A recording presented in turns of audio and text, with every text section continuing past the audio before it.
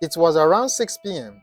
when the security guard in charge of a Redeemed Christian Church of God in Benin City, Edo State, Nigeria, visited a church member who usually kept the key to the church to retrieve it so that he could open up and then begin his night shift. However, on getting there, he was told by the church member that 22-year-old Vera Omozuwa had already collected the key and that she had yet to return it. The security guard proceeded to the church with the hope that he would meet Vera inside.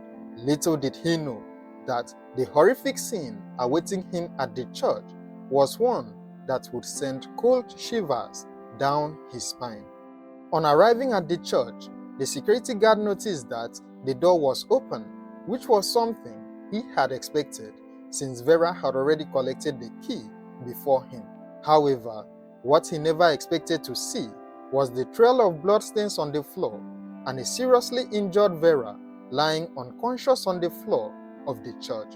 There was a fire extinguisher beside her, which made it obvious that she had been attacked with it. Vera's books were also seen scattered all over the floor, and her recommended glasses were found by the door.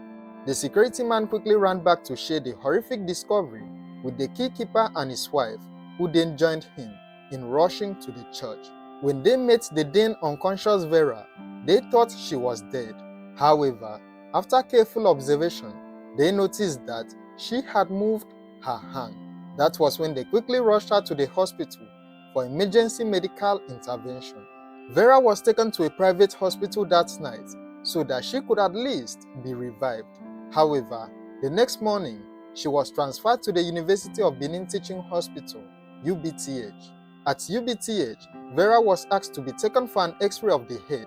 Sadly, the parents didn't have much on them, but the church members came through by raising funds for Vera to be taken for the X-ray. Vera later regained consciousness, but she couldn't say or do anything other than the tears that were regularly rolling down her eyes. Further medical investigation showed that Vera was not only attacked, but she had also been abused sexually. Vera had suffered a traumatic brain injury due to the attack. The damage inflicted on her was so severe that after 3 days in the hospital, she tragically passed away. The news of Vera's brutal attack and tragic death spread like wildfire, causing outrage across the country and even drawing international attention. Protests erupted as people demanded justice, and the case quickly became a symbol of the fight against gender-based violence in Nigeria.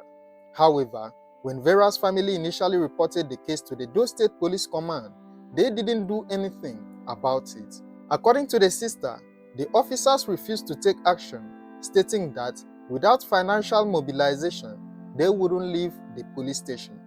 It wasn't until the family shared graphic images of Vera's injuries on social media, images that shocked and enraged the public, that the police were finally pressured into taking the case seriously.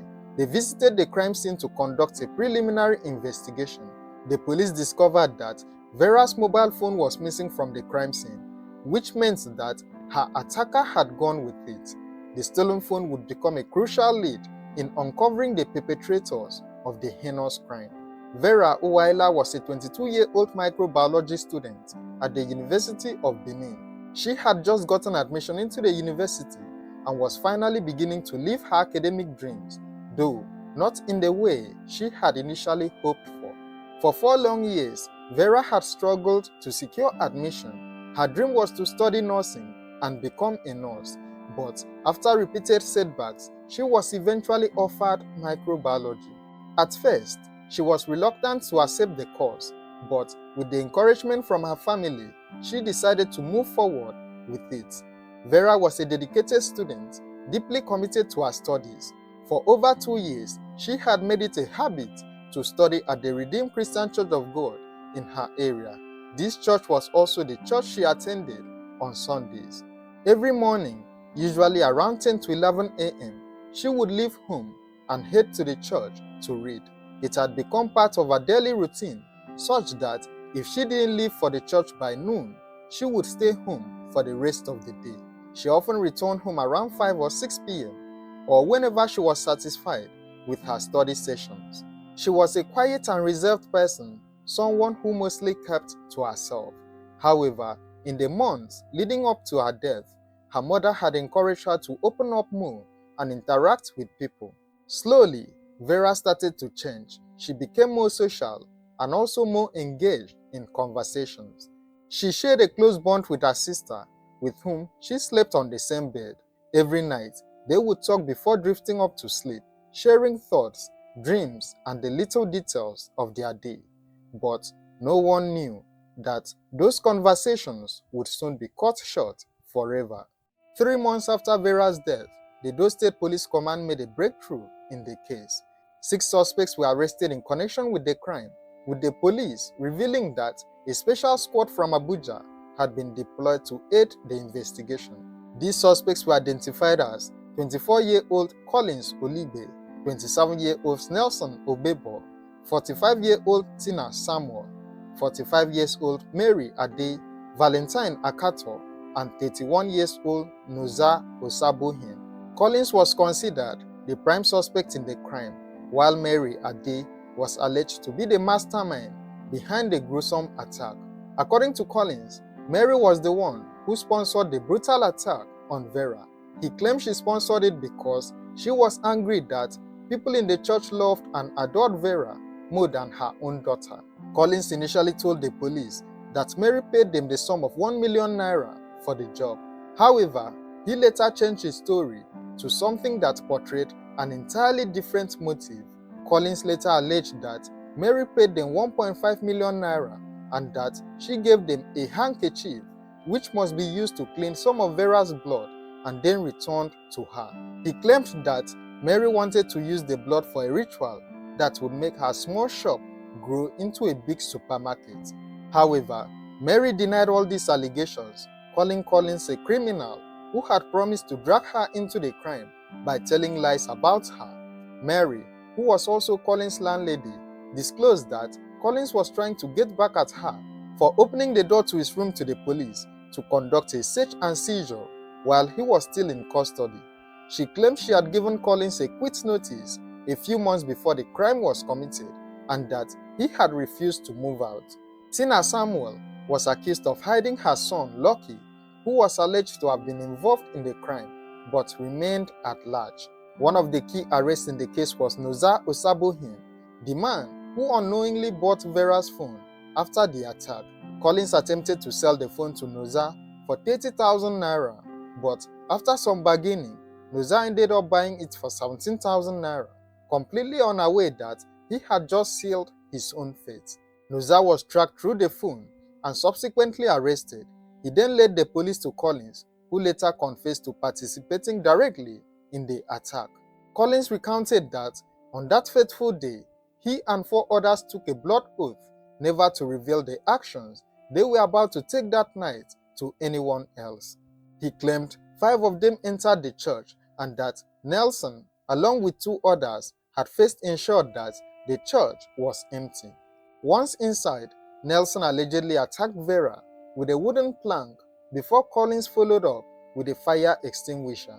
However, Collins insisted that they never forced themselves on Vera, contradicting the post-mortem results, which confirmed that she had been sexually assaulted. Tina Samuel, who was accused of hiding her son Lucky, also denied any involvement in the crime.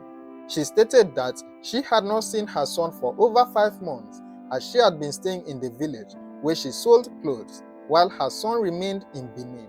According to her, she was taken by police officers who claimed that the commissioner of police wanted to see her. She insisted that she had no knowledge of Lucky's whereabouts and was only informed upon her arrest that he was linked to the crime. Nelson also denied his involvement in the crime, claiming that Collins was making up stories just to implicate him. Valentine claimed not to know Collins and also explained that he was in a different area on the day the crime was committed. The police vowed to charge all of them to court and also ensured that justice was served. This event took place on the 27th of May 2020. However, at the time this video was made, it had already been more than 4 years and there hasn't been any updates on the case. There is no news article or court document that shows the 6 suspects were ever charged to court. It's possible that they are still awaiting trial, or maybe they had been to court without it making the news. May Vera's soul continue to rest in peace, and we hope that her attackers eventually get the punishment they deserve. Do you think Collins was telling the truth, or he was just trying to rope in innocent people? Let me know your thoughts in the comments below. Don't forget to like, share, and subscribe to this channel for more true crime stories. Thank you for watching and stay safe.